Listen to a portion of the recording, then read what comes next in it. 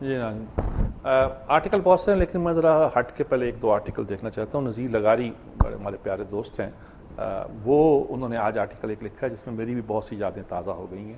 North ناظم آباد کے ایک گھر کی بات کی ہے جہاں بہت سے لوگ اکٹھے ہو رہے ہیں. صغیر ملال ہیں، یہ ہیں، اور انجم لشاری ہیں مرحوم، وہ بھی ہیں. صابر ظفر ہیں، ان کے شاعری پہ ختم کی ہے. بہت سے لوگوں کا ذکر کیا ہے اس سلسلے میں، اور وہاں کے سارا شگفتہ ہی وہاں آ رہی ہیں کہ علیم بھائی مجھے کتے کا بھونکنا شروع کر دیا، وہ سمجھتے تھے میں آوارہ ہوں وغیرہ وغیرہ. اب وہ ایک پوئٹک انداز میں اس کا بھی تذکرہ کیا، میرا دوپٹہ بس میں رہ گیا وغیرہ. تو وہ ادیبوں کی اس گڑھ کا یہ بیت اللہ علیم کا گھر ہے. یہ بات کی بات ہے بہت. ہم نے عبید اللہ علیم کی وہ زندگی بھی دیکھی ہے جب وہ حلال سوسائٹی میں تھے، اور وہاں بالکل ایک الگ طرح سے وہ بھی ایک گڑھ ہوا کرتا تھا. یہ ان کے آخری دنوں کی بات ہے، خاص طور پر ان کی چھت پہ بیٹھ کر ایک بڑی اچھی نشستیں ہوا کرتی تھیں.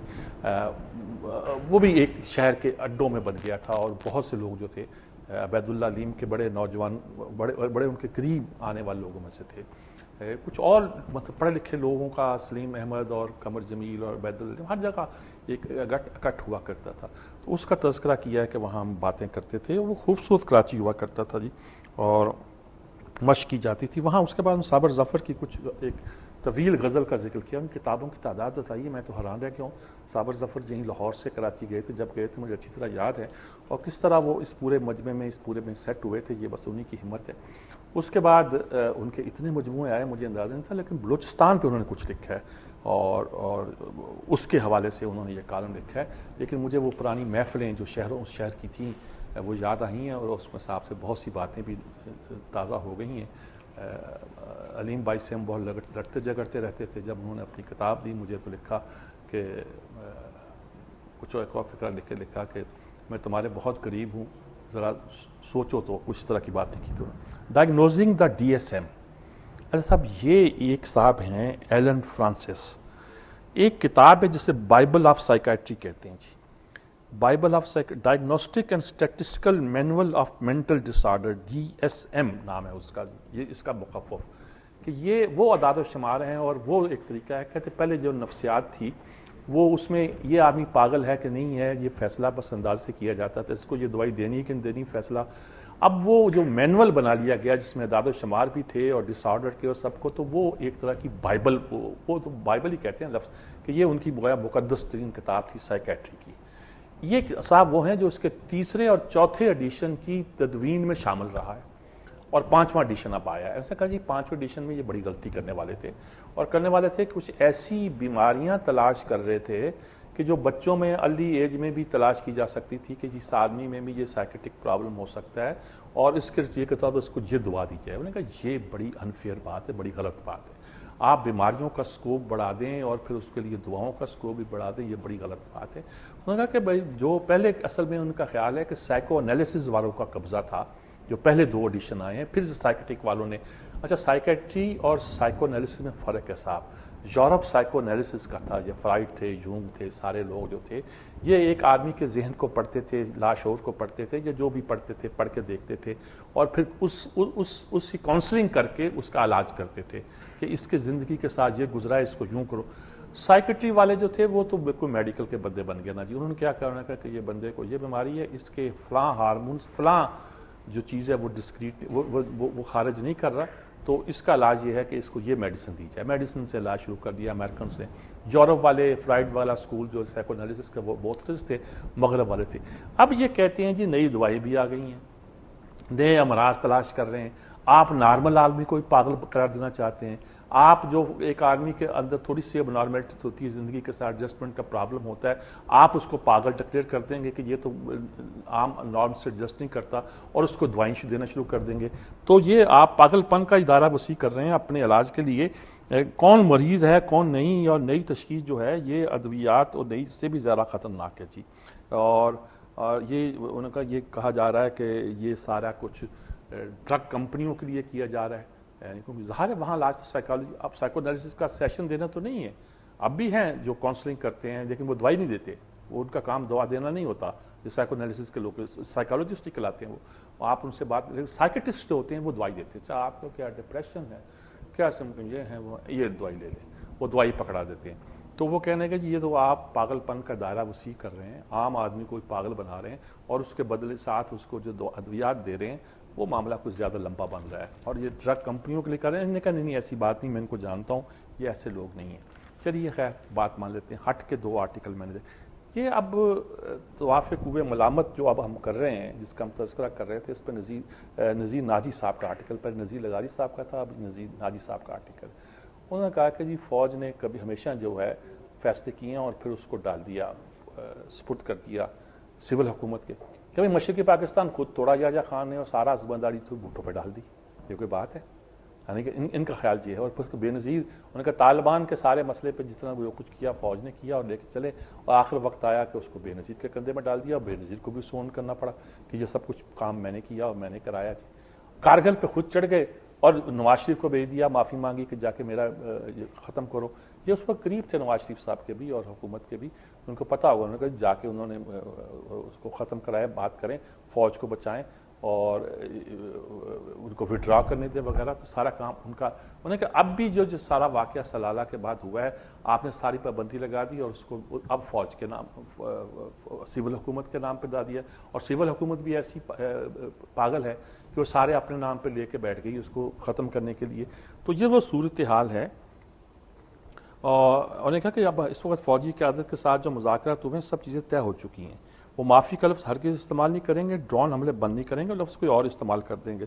پابندی کی قرارداد منظور کرائی، اس طرح نیٹو کے اسپیئر کھولنے کے فیصلے میں پارلیمنٹ کی حمایت کا بندوبست کیا جائے گا، لیکن یہ کیسے کیا جائے گا یہ کچھ کہا نہیں جا سکتا۔ مطلب ان کا کہنا یہ ہے، جو ابھی میں برگیڈیئر صاحب سے پوچھ رہا تھا، کہ فیصلے کرتی ہے فوج اور ڈال دیتی ہے سول کے نام پہ، اور سول جو ہے بڑی بیوقوف بنتے ہوئے ساری باتوں کو اون کر لیتے ہیں۔ آج ایک گائیڈ لائن پیش کی ہے خارجہ پالیسی کی ہمارے اولیاء مقبول جان صاحب نے۔ بہت سے لوگوں نے کہا یہ کوئی امریکہ گئے تھے، یہ بھی کہتے ہیں لیاقت علی خان عوام سے پوچھا تھا کیا کرنے جا رہے ہیں؟ اچھا ویسے یار اس کے بارے میں 2 تاثر، ایک تو یہ ہے کہ غلام محمد اور یہ لابی تو بالکل پرو امریکہ ہونا چاہتی تھی، لیاقت علی خان نے امریکہ کے ساتھ بہت سی باتیں ایسی نہیں ہونے دی جو ہو سکتی تھیں، بعد میں پھر انہوں نے کئی پیکٹ کیے ہیں، بعد میں کیا، اور لیکن بہرحال ایک تھیوری یہ ہے کہ وہ عوام سے پوچھے بغیر۔ پھر غلام محمد سکندر مرزا انہوں نے کوئی عوام سے پوچھا تھا، مشرف نے، یا ایوب نے، کوئی بھی ہو، ضیاء ہو، اس سے پوچھا تھا، یا ہمارے اب لیڈر جو ہیں فضل الرحمان اور مری اور جو بھی آپ نام لے لیں، اور الطاف حسین اور یہ نواز شریف، کوئی پوچھتا ہے؟ انہوں نے کہا فیصلے عوام سے فیصلے کر، لیکن آخر میں انہوں نے کہا حدیث دی ہے، انہوں نے کہا جی کہ سندھ کی خرابی ہند سے ہے اور ہند کی چین سے ہے، عربی میں بھی دے دی ہے۔ میں کوئی حدیثوں کا، بہت سی ایسی حدیثیں ہیں جن کے بارے میں محدثین کا کہنا ہے کہ مسند نہیں ہوتی، مثلا علم حاصل کرو چاہے تمہیں چین جانا پڑے، خود اس حدیث کے بارے میں خیال ہے کہ یہ شاید حدیث نہیں ہے، کسی نے اپنا قول حضور کے نام پہ نقل کر دی ہے، لیکن اس قول میں بھی اتنی بصیرت تھی اور میننگ فل تھی کہ یہ صدیوں اس نام سے چلتا رہا۔ اس حصے میں مجھے میر عرب کو آئی ٹھنڈی ہوا جہاں سے، ہندوستان کے بارے میں یہ تھا کہ مجھے ان ساحلوں سے ٹھنڈی ہوا آ رہی ہے۔ غزوہ ہند کا ذکر بھی ہوتا رہا کہ غزوہ ہند کا مطلب یہ ہوا کہ ہندوستان میں کیسی لڑائی ہوگی جس میں حضور خود شرکت کریں گے، گویا اس کا تذکرہ بھی ہوتا رہا۔ اب یہ حدیث بھی آ گئی ہے گویا کہ ہمارے ہاں جو خرابی ہے سندھ میں خرابی، سندھ تو اب پورا اس خطے کو کہہ رہے ہیں جس میں پنجاب اور سب شامل ہیں، اس کی وجہ جو ہند ہے، ہندوستان یہ ہے، ہندوستان کی جو خرابی ہوگی وہ چین کی وجہ سے ہوگی۔ تو یہ حدیث وہ لائے ہیں، دیکھیے اس سے گائیڈ لائن لیتے ہیں، اور اگر یہ سمجھ کر کہ یہ حضور کا قول ہے تو اللہ بہت خود رہنمائی کرے گا، ہو نہ ہو، لیکن اگر ان سے منسوب کر کے کوئی بات کہی جائے گی تو اللہ کچھ رہنمائی کرے گا، اللہ کرے اچھا۔ خامن ناصر چٹھا کا نیا سیاسی ٹھکانہ، یہ نصرت جاوید کس طرح وہ ٹکے رہے جنیجو کے ساتھ، اور کس طرح وہ ایک ڈٹے 23 سال کے بعد ملاقات ہوئی ہے جناب نواز شریف کے ساتھ، تو اس پر تذکرہ آتا ہے کہ اب وہ جو ٹھکانہ میں خوش نہیں ہے ان کے اس ٹھکانے پہ جانے کے لیے، لیکن اس کا تذکرہ وہ کر رہے ہیں۔ اچھا جی ایک آرٹیکل ہے Asia as global leader not so fast, article تو اور بھی ہے لیکن ان کا یہ ڈفرینٹ ہے جی۔ اس میں جی جو بات ہے وہ کہتے ہیں جی کہ دنیا میں جو بھی امریکہ کا کیپٹلزم کا ماڈل تھا یہ تھا وہ چلتا رہا، لیکن ایشیا ایک ترقی بڑھ رہا ہے، اور اب کہ یورپ میں پرابلم آ رہے ہیں، اور ایک نیا ماڈل کے طور پر ماڈل بنا سکتا ہے ایشیا، کیوں نہیں بنا سکتا ہے؟ کہ انڈین کا ماڈل ہے جہاں ڈیموکریسی چل رہی ہے، لیکن وہ ڈیموکریسی کے نام پہ لوگوں کو اکٹھا کر لیا ہے، لیکن پالیسیوں میں یکسانیت نہیں ہے، کوئی کوہیرنٹ بھی نہیں ہے۔ چین میں کوہیرنٹ ہے پالیسیاں، لیکن یہ ہے کہ وہاں لوگوں کو آزادی نہیں ہے، وغیرہ وغیرہ جو کرتے ہیں۔ سنگاپور وغیرہ کے بارے میں کہا کہ ان کا ایک ماڈل ہے جسے وہ یہ کہتے ہیں ڈیولپنگ اتھارٹیرینزم، کہ ترقیاتی आमरीत कह लीजिए, कुछ कह लीजिए, उन्होंने पहले तरक्की की राह को इस तरह आगे बढ़े, फिर उसने वो ऐसा डेमोक्रेटिक बने। लेकिन चीन का मॉडल, इंडिया का मॉडल, सिंगापुर का मॉडल, वियतनाम का मॉडल, ये सारे मॉडल जिक्र कोई इसका इनोवेटिव कोई नए किस्म का कोई एशिया जो है लीड कर सकता है। यूरोप ने इसलिए लीड किया था, अमेरिका ने इसलिए लीड किया था कि उन्होंने एक नया एक कॉन्सेप्ट दिया था दुनिया को। और क्या इनके पास कोई ऐसा मॉडल हो सकता है जिसके पर चलकर वो इन बातों को लेकर आगे चलें? बहुत सारे सवाल पैदा होते हैं। History has shown how many institution of modern and progressive society such as liberal democracy और universal suffrage arrows out of the demands of A rising business class. उनका कहना है कि ये जमहूरियत है और ये वोट का जो हक है, ये उभरती हुई बिजनेस क्लास की वजह से दुनिया में पैदा हुए हैं जी। तो अब इंडिया, चीन, इन इलाकों में, एशिया में बिजनेस क्लास नई उभर रही है। क्या नया पॉलिटिकल मॉडल भी और क्या कोई नया इकोनॉमिक मॉडल भी डेवलप कर सकेगी, कोई इनोवेशन कर सकेगी? बड़ा सवाल है जी। इसका जवाब किसी के पास हो तो वो ज़रूर देने की कोशिश करें। अब एक ये है कि जी आप हॉलैंड से जो नया सदर है क्या एक्सपेक्ट करते हैं यूरोप पर? सब एक दिन पहले ही बात कर चुका हूँ, या आप आर्टिकल आते रहेंगे। किसी दिन 2-3 इकट्ठे होंगे तो मैं जमकर इस पर कुछ और गुफ्तगू भी करने की कोशिश करूँगा। बहरहाल जी देखते हैं, कॉल हमारे साथ मौजूद है, बात करते हैं। अस्सलाम वालेकुम जी। अस्सलाम वालेकुम जी मीर साहब जी। वालेकुम जी मंसूर अर्ज करो इस्लामाबाद से जी। जी जनाब। जी पहली तो ये जो जहाज में जो मगवी थे उनके लिए रकम का बंदोबस्त हुआ, मैं उनकी खुशी में बराबर का शरीक हूँ और गम में भी बराबर का शरीक था। और अल्लाह जज़ाए खैर दे मलिक रियाज साहब को, इन्होंने लाल मस्जिद भी बनाई है। और कभी आपसे रिक्वेस्ट करूँगा तो आप भी वहाँ नमाज पढ़िएगा। और एक प्रोग्राम में रजा आब्दी साहब जो हैं, उनकी तान टूटी बात दिहारी की थी, वो लाल मस्जिद पे आ गए। तो उनसे भी गुजारिश है कि आके देखें कि भी उसकी शान शौकत क्या है। और वो जो झूठा फरेब भी मुशर्रफ जो था, वो पाकिस्तान में कदम भी नहीं रख सकता। हमारे तो करीब ही हम तो जाते रहते हैं और अल्लाह की शान देखते कि भी क्या था, अब कैसी मस्जिद बन गई। और उनको अल्लाह पाक ने उससे दुगनी जगह वो भी दे दी और उसके अलावा भी दे दी। जी बिल्कुल ठीक बात है जी। मंसूर साहब अमूमन बातों पे गौर भी करते रहते हैं, नई बातें तलाश भी करते रहते हैं, कुछ इशारे भी करते रहते हैं और कुछ बातें ज़रा खुल के भी कहते रहते हैं। यकीनी तौर पर उनकी बात में एक तरह का एक नयापन भी होता है, वज़न भी होता है। असल हमारे कुछ लोग हैं जो एक हमारे रेगुलर कॉलर्स हैं, यही कहा जा सकता है जी। और वो हमेशा चाहते हैं कि उनकी बात लोगों तक पहुँचे, उनके ख्यालात भी लोगों तक पहुँचे और उन तक उनकी रसाई भी हो। हम ऑन एयर भी करते हैं, कभी लाजमी नहीं होता कि इन पर कमेंट भी किया जाए या इन पर इनका कोई तज्जिया करने की ज़रूरत नहीं, लेकिन खुद वो साहिब नज़र और एक तरह के एक सोच रखने वाले लोग हैं और उसी सोच के साथ वो बात को लेके आगे चलते हैं जी। एक कॉल शायद और मौजूद है जी, बात करते हैं। हेलो, नहीं शायद हमारे यहाँ कोई कॉल मौजूद नहीं है जी, बात तो अपनी जारी रखते हैं, बल्कि वक्त भी ख़त्म हो रहा है।